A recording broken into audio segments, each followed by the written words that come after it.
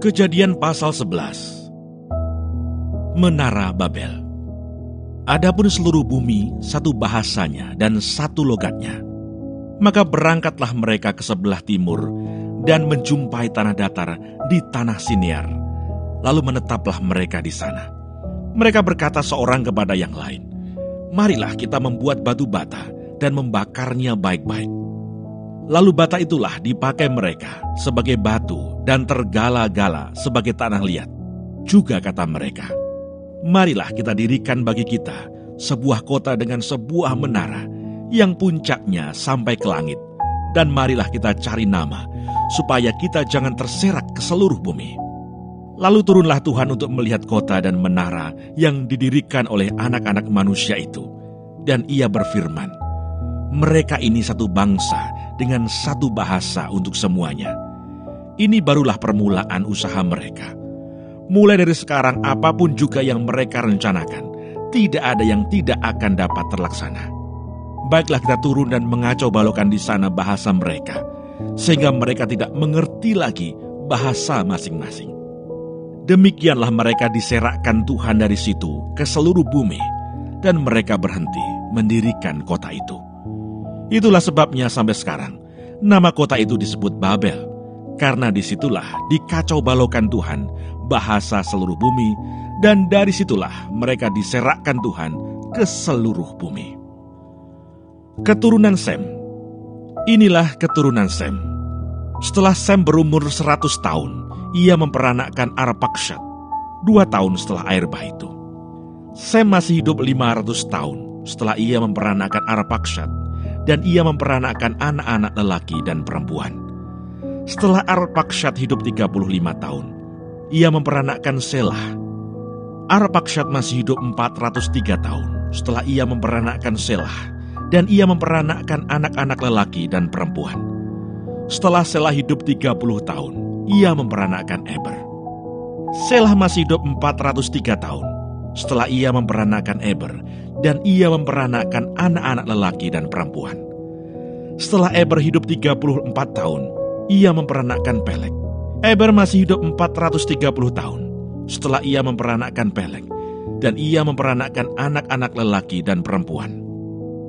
Setelah Peleg hidup 30 tahun, ia memperanakkan Rehu.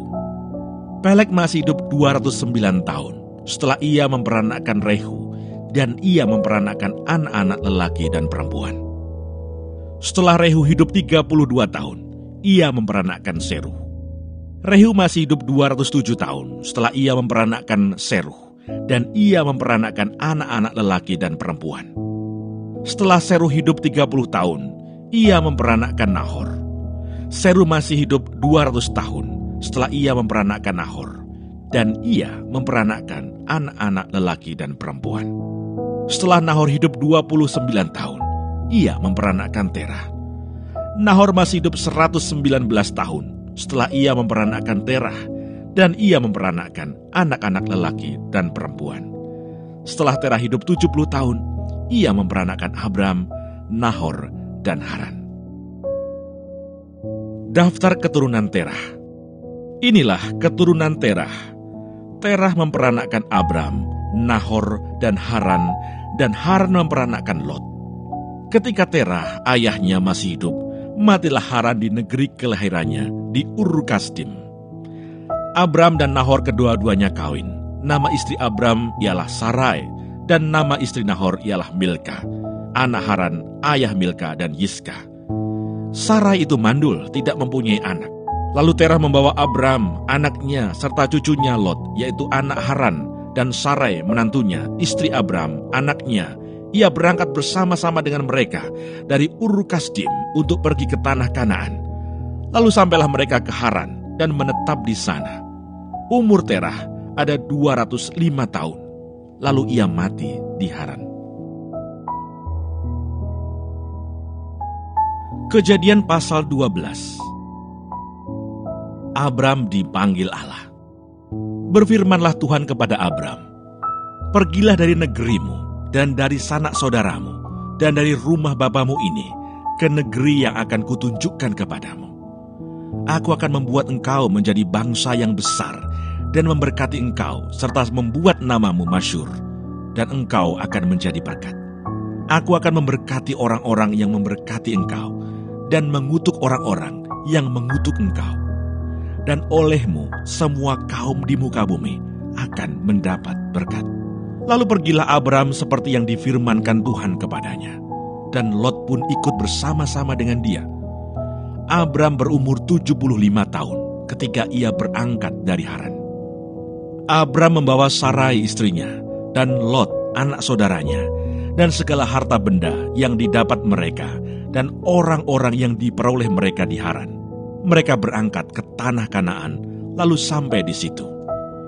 Abram berjalan melalui negeri itu sampai ke suatu tempat dekat Sikhem, yakni pohon tarbantin di More. Waktu itu, orang Kanaan diam di negeri itu. Ketika itu Tuhan menampakkan diri kepada Abraham dan berfirman, "Aku akan memberikan negeri ini kepada keturunanmu." Maka didirikannya di situ mezbah bagi Tuhan yang telah menampakkan diri kepadanya. Kemudian ia pindah dari situ ke pegunungan di sebelah timur Betel. Ia memasang kemahnya dengan Betel di sebelah barat dan Ai di sebelah timur. Lalu ia mendirikan di situ mezbah bagi Tuhan dan memanggil nama Tuhan. Sesudah itu Abram berangkat dan makin jauh ia berjalan ke tanah Negeb. Abram di Mesir. Ketika kelaparan timbul di negeri itu, pergilah Abram ke Mesir untuk tinggal di situ sebagai orang asing, sebab hebat kelaparan di negeri itu. Pada waktu ia akan masuk ke Mesir, berkatalah ia kepada Sarai istrinya, "Memang aku tahu bahwa engkau adalah seorang perempuan yang cantik parasnya.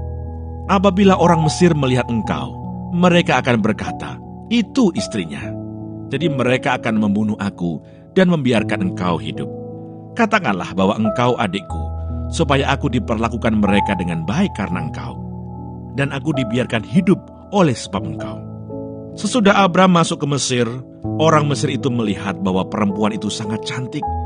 Dan ketika punggawa-punggawa Firaun melihat Sarai, mereka memuji-mujinya di hadapan Firaun, sehingga perempuan itu dibawa ke istananya.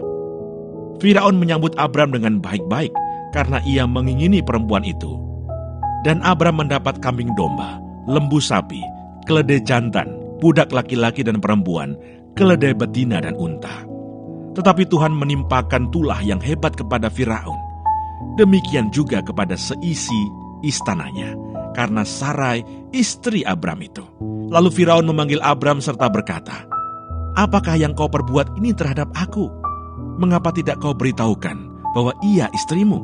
Mengapa engkau katakan, dia adikku, sehingga aku mengambilnya menjadi istriku? Sekarang, inilah istrimu, ambillah dan pergilah." Lalu Firaun memerintahkan beberapa orang untuk mengantarkan Abram pergi bersama-sama dengan istrinya dan segala kepunyaannya. Kejadian pasal 13. Abram dan Lot berpisah. Maka pergilah Abram dari Mesir ke tanah Negeb dengan istrinya dan segala kepunyaannya, dan Lot pun bersama-sama dengan dia.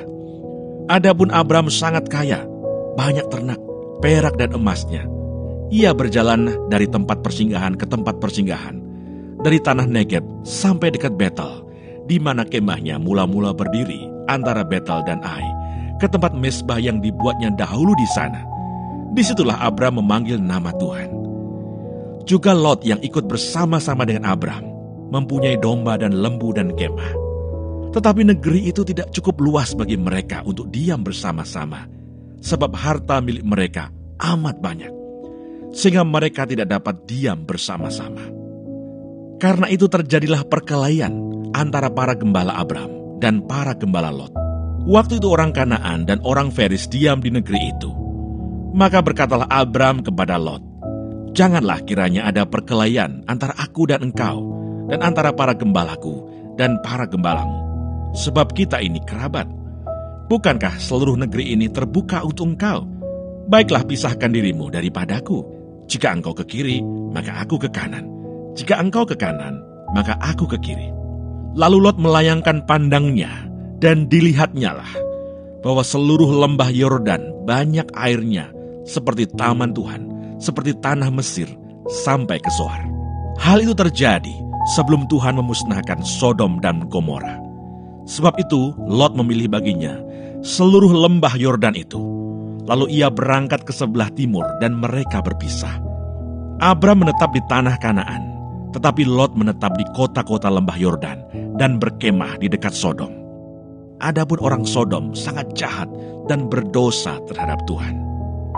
Setelah Lot berpisah daripada Abram, berfirmanlah Tuhan kepada Abram, "Pandanglah sekelilingmu dan lihatlah dari tempat engkau berdiri itu ke timur dan barat, utara dan selatan.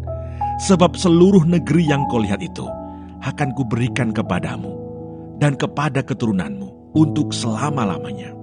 Dan aku akan menjadikan keturunanmu seperti debu tanah banyaknya, sehingga jika seandainya ada yang dapat menghitung debu tanah, keturunanmu pun akan dapat dihitung juga. Bersiaplah, jalanilah negeri itu menurut panjang dan lebarnya, sebab kepadamulah akan kuberikan negeri itu." Sesudah itu Abram memindahkan kemahnya dan menetap di dekat pohon-pohon tarbantin di Mamre, dekat Hebron. Lalu didirikannya lah mezbah di situ bagi Tuhan. Kejadian pasal 14. Abram mengalahkan raja-raja di timur dan menolong Lot. Pada zaman Amrafel, Raja Sinear, Aryuh, Raja Elasar, Kedorlaomer, Raja Elam, dan Tideal, Raja Goyim, terjadilah bahwa raja-raja ini berperang melawan Bera, Raja Sodom, Birisya, Raja Gomora, Shinab, Raja Atma, Shemeber, Raja Seboim, dan Raja Negeri Bela, yakni Negeri Soar. Raja-raja yang disebut terakhir ini semuanya bersekutu dan datang ke lembah Sidim, yakni Laut Asin. 12 tahun lamanya mereka takluk kepada Kedorlaomer.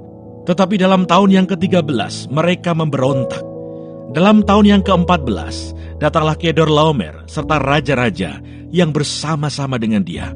Lalu mereka mengalahkan orang Refaim di Asiterot Karnaim, orang Susim di Ham, orang Ewim di Swawe Kiryataim, dan orang Hori di pegunungan mereka yang bernama Seir, sampai ke Elparan di tepi padang gurun. Sesudah itu baliklah mereka dan sampai ke En Mispat, yakni Kades, dan mengalahkan seluruh daerah orang Amalek, dan juga orang Amori yang diam di Haseson Tamar. Lalu keluarlah Raja Negeri Sodom, Raja Negeri Gomora, Raja Negeri Atma, Raja Negeri Seboim, dan Raja Negeri Bela, yakni Negeri Soar, dan mengatur barisan perangnya melawan mereka di lembah Sidim, melawan Kedorlaomer, Raja Elam, Tideal, Raja Goyim, Amrafel, Raja Sinear, dan Aryuh, Raja Elasar. 4 raja lawan 5. Di lembah Sidim itu, di mana-mana ada sumur aspal. Ketika Raja Sodom dan Raja Gomora melarikan diri, jatuhlah mereka ke dalamnya, dan orang-orang yang masih tinggal hidup melarikan diri ke pegunungan. Segala harta benda Sodom dan Gomora, beserta segala bahan makanan dirampas musuh. Lalu mereka pergi. Juga Lot, anak saudara Abram, beserta harta bendanya dibawa musuh. Lalu mereka pergi, sebab Lot itu diam di Sodom. Kemudian datanglah seorang pelarian dan menceritakan hal ini kepada Abram, orang Ibrani itu, yang tinggal dekat pohon-pohon tarbantin kepunyaan Mamre, orang Amori itu, saudara Eskol dan Aner, yakni teman-teman sekutu Abram. Ketika Abram mendengar bahwa anak saudaranya tertawan, maka dikerahkannyalah orang-orangnya yang terlatih, yakni mereka yang lahir di rumahnya, 318 orang banyaknya, lalu mengejar musuh sampai ke Dan. Dan pada waktu malam berbagilah mereka, ia dan hamba-hambanya itu, untuk melawan musuh. Mereka mengalahkan dan mengejar musuh sampai ke Hoba di sebelah utara Damsyik. Dibawanyalah kembali segala harta benda itu, juga Lot, anak saudaranya itu, serta harta bendanya dibawanya kembali. Demikian juga perempuan-perempuan dan orang-orangnya. Pertemuan Abram dengan Melkisedek. Setelah Abram kembali dari mengalahkan Kedorlaomer dan para raja yang bersama-sama dengan dia, maka keluarlah Raja Sodom menyongsong dia ke lembah Swawe, yakni lembah raja. Melkisedek, Raja Salem, membawa roti dan anggur. Ia seorang imam Allah yang maha tinggi. Lalu ia memberkati Abram, katanya, Diberkatilah kiranya Abram oleh Allah yang Maha Tinggi, pencipta langit dan bumi, dan terpujilah Allah yang Maha Tinggi, yang telah menyerahkan musuhmu ke tanganmu. Lalu Abram memberikan kepadanya 1/10 dari semuanya. Berkatalah Raja Sodom itu kepada Abram, "Berikanlah kepadaku orang-orang itu, dan ambillah untukmu harta benda itu." Tetapi kata Abram kepada Raja negeri Sodom itu, "Aku bersumpah demi Tuhan, Allah yang Maha Tinggi, pencipta langit dan bumi, aku tidak akan mengambil apa-apa dari kepunyaanmu itu, sepotong benang atau tali kasut pun tidak, supaya engkau jangan dapat berkata, 'Aku telah membuat Abram menjadi kaya.' Kalau aku, jangan sekali-kali. Hanya apa yang telah dimakan oleh bujang-bujang ini, dan juga bagian orang-orang yang pergi bersama-sama dengan aku, yakni Aner, Eskol, dan Mamre, biarlah mereka itu mengambil bagiannya masing-masing." Kejadian pasal 15.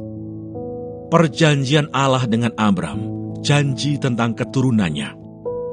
Kemudian datanglah firman Tuhan kepada Abram dalam suatu penglihatan. "Janganlah takut, Abram.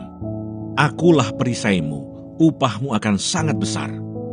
Abram menjawab, "Ya Tuhan Allah, apakah yang akan Kau berikan kepadaku? Karena aku akan meninggal dengan tidak mempunyai anak, dan yang akan mewarisi rumahku ialah Eliezer, orang Damsyik itu." Lagi kata Abram, "Engkau tidak memberikan kepadaku keturunan, sehingga seorang hambaku nanti menjadi ahli warisku." Tetapi datanglah firman Tuhan kepadanya, demikian, "Orang ini tidak akan menjadi ahli warismu, melainkan anak kandungmu. Dialah yang akan menjadi ahli warismu." Lalu Tuhan membawa Abram keluar serta berfirman, "Coba lihat ke langit, hitunglah bintang-bintang. Jika engkau dapat menghitungnya, maka firman-Nya kepadanya, 'Demikianlah banyaknya nanti keturunanmu.' Lalu percayalah Abram kepada Tuhan, maka Tuhan memperhitungkan hal itu kepadanya sebagai kebenaran. Lagi firman Tuhan kepadanya, 'Akulah Tuhan yang membawa engkau keluar dari Ur Kasdim untuk memberikan negeri ini kepadamu menjadi milikmu.' Kata Abram, 'Ya Tuhan Allah, dari manakah aku tahu bahwa aku akan memilikinya?' Firman Tuhan kepadanya, 'Ambillah bagiku seekor lembu betina berumur 3 tahun, seekor kambing betina berumur 3 tahun, seekor domba jantan berumur 3 tahun, seekor burung tekukur dan seekor anak burung merpati. Diambilnyalah semuanya itu bagi Tuhan, dipotong 2, lalu diletakkannya bagian-bagian itu yang satu di samping yang lain. Tetapi burung-burung itu tidak dipotong 2. Ketika burung-burung buas hingga pada daging binatang-binatang itu, maka Abram mengusirnya. Menjelang matahari terbenam, tertidurlah Abram dengan nyenyak. Lalu turunlah meliputinya gelap gulita yang mengerikan. Firman Tuhan kepada Abram, 'Ketahuilah dengan sesungguhnya bahwa keturunanmu akan menjadi orang asing dalam suatu negeri yang bukan kepunyaan mereka, dan bahwa mereka akan diperbudak dan dianiaya 400 tahun lamanya. Tetapi bangsa yang akan memperbudak mereka akan kuhukum, dan sesudah itu mereka akan keluar dengan membawa harta benda yang banyak. Tetapi engkau akan pergi kepada nenek moyangmu dengan sejahtera. Engkau akan dikuburkan pada waktu telah putih rambutmu. Tetapi keturunan yang keempat akan kembali ke sini, sebab sebelum itu kedurjanaan orang Amori itu belum genap.' Ketika matahari telah terbenam dan hari menjadi gelap, maka kelihatanlah perapian yang berasap beserta suluh yang berapi lewat di antara potongan-potongan daging itu. Pada hari itulah Tuhan mengadakan perjanjian dengan Abram serta berfirman, 'Kepada keturunanmu lah kuberikan negeri ini, mulai dari sungai Mesir sampai ke sungai yang besar itu, sungai Efrat, yakni tanah orang Keni, orang Kenas, orang Kadmon, orang Het, orang Feris, orang Refaim, orang Amori, orang Kanaan, orang Girgasi, dan orang Yebus itu.'